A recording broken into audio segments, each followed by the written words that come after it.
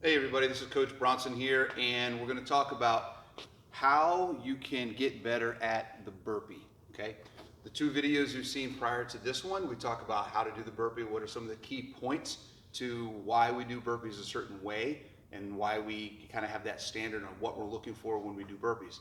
And then the second video was talking about why it's important to do burpees, how they transfer and teach different skills that we can kind of spread across the spectrum of all the different things that we do. We're going to talk a little bit today about how to get better at the burpees. There's really two main things, okay? The burpee is mostly like we talk about in the other videos about globally flexing your body, coming up tight, and then globally extending your body, okay? What are the major movers that we talk about when we talk about doing that? It's our hips, okay? Most of the issue people have when they're doing burpees is their hips and hamstrings, okay? All the stuff that goes from here down locks you up and prevents you from being able to bend over and get that hip engagement down to the floor, okay? So you end up having to squat down to get your hands on the floor, or you come in and you get this rounded back thing in order to reach down and you kind of look a hunchback, okay? So we're talking about hip, we're talking about hamstring, glutes, calves, okay? Calves come into play when we're talking about the width of our feet. When we're doing our burpees, we want our feet to be under our hips, right? We talk about putting our feet down behind our hands, right? We don't want our feet way out here in order to be able to get to the ground. That's another way people kind of cheat a burpee is by spreading their feet wide because it gets you closer to the floor. I don't have to have good hips if I just go wide. That's not what we're looking for, okay? We see a lot of people that do burpees up on their toes like this, right? Okay, we're not looking for toes, we're looking for heels down on the floor every time, not toes up, heels down. Ankles, calves, hamstrings, glutes, hips, okay? Basically, this is the secret, guys. Stretch them. Hey, okay? What we're gonna do, we're gonna talk about a couple different things you can do to stretch your ankles, get your ankles moving, something called CARs for your ankles and CARs for your hips, okay? CARs is concentric articulating rotations, right? So we're rotating our hips, we're gonna rotate our ankles, okay? Range of motion helps in the joints, all right? So basically what we're talking about when we talk about CARs is the first thing we're talking about. We're talking about range of motion and movement in the joints, okay? All I want you to do is I want you to stick out your foot, okay? You're gonna raise it up, and then you're going to rotate as far as you can. Don't just go like this, okay? That's not what we're talking about. I want you to push the limit as far as you can all the way around in that full circle, as far as that ankle joint is going to go. Not just in a circle here, but notice I'm also tilting left and right, right? So it's down, around, pull that toe, big toe in towards me, pull all my toes towards me, kick that pinky toe out, try to get it turned as far as possible, and around. I'm going to do that 5 to 10 times on one foot, both directions, 5 to 10 times on the other foot, both directions, at least once a day, one time every day, okay? We can do the same thing with our hips. Now I'm gonna push you over here, we're gonna move this, because I want you to see a way that we can kind of help with doing our hip CARs, okay? Hip CARs is basically doing the same thing, okay, but I'm doing it with my hips. What I'm gonna do is I'm going to raise up, okay, trying to keep my hips vertical. I'm going to push out. I'm going to rotate that foot up and then kick back as far as possible.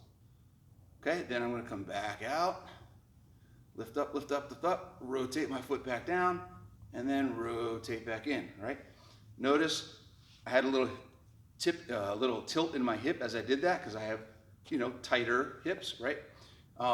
The idea is to get that range of motion in the joint. And you get range of motion in the joint, it helps everything just move better, opens you up, okay?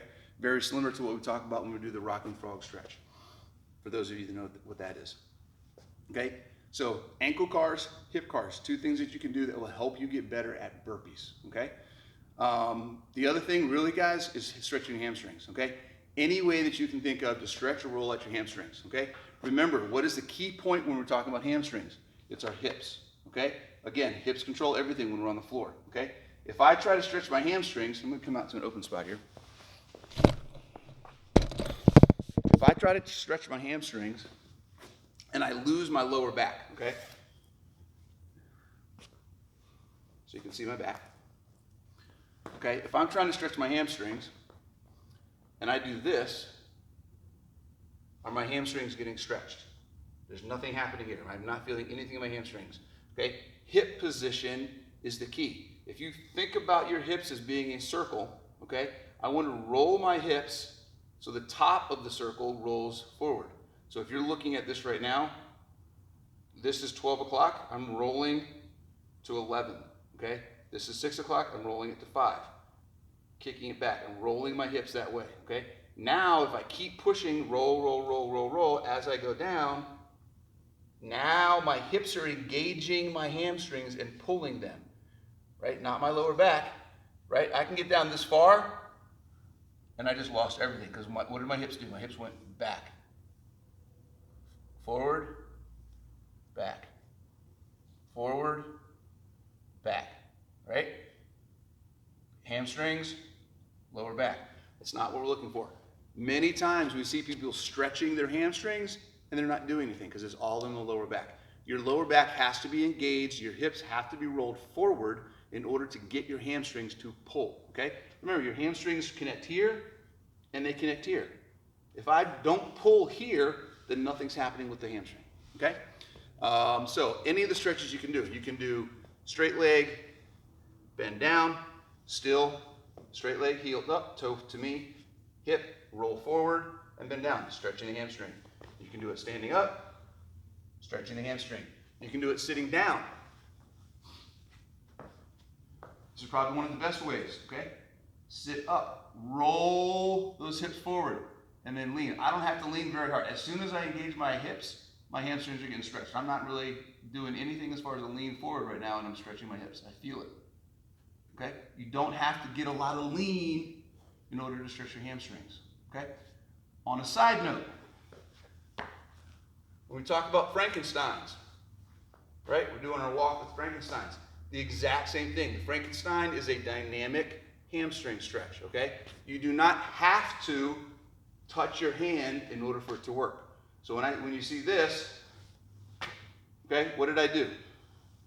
I just lost all of my core, my back's not tight, okay, I'm not using my hip. If I really do a good Frankenstein and I have my hips engaged, my hamstring's only going up about that high. Okay, I'm not getting it way high. If you do it and you only get this high, that's awesome, right? Put your hand out here as a target, eventually you'll get there. But if this is what your Frankensteins look like, and your back is tight and your hips are engaged, beautiful, okay? You don't have to get all the way up here in order to get a good Frankenstein, okay? That's gonna help you in burpees too. Good Frankensteins, good hamstring stretching, ankle cars, and getting those hips open so you can get down into that movement, keeping your legs close, all right? If you guys have any questions, ask a coach, and we'll talk to you soon.